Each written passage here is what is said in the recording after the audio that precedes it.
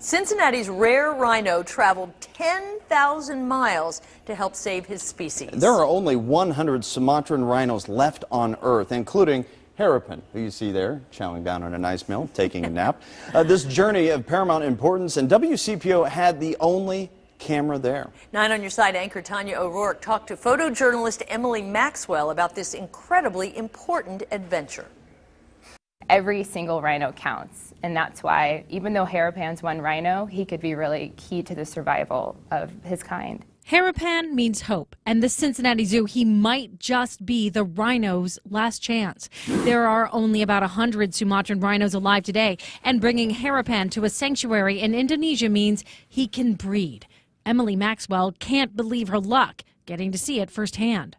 I flew across the world with a team from the Cincinnati Zoo, and we helped take a Sumatran rhino back to his ancestral homeland. And it was one of the coolest, craziest things I've ever done in my life.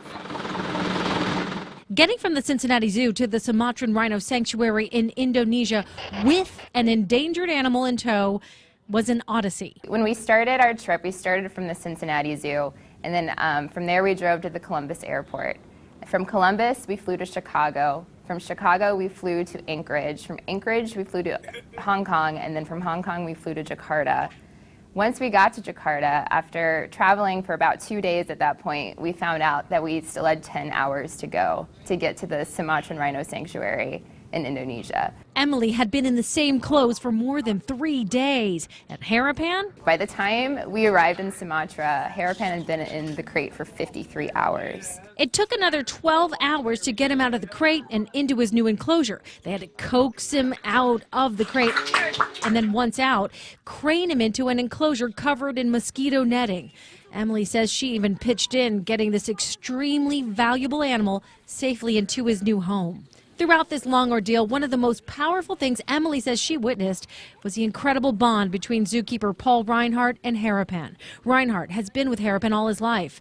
Emily says he kept Hairpan calm throughout the travel, slept in his new surroundings at the sanctuary the first night, and when it came time to say goodbye, it was really heartbreaking to watch. It was like he was walking away from his family. Paul fed him his favorite treat, which was a banana, and then after that he just gave him a pat on the side and the head, and then Paul walked out of his new paddock there, and Hairpan came to the gate and watched Paul walk away. A bittersweet goodbye and the hope that Hairpan can help change the world for the better. Tanya O'Rourke, 9 on Your Side. What an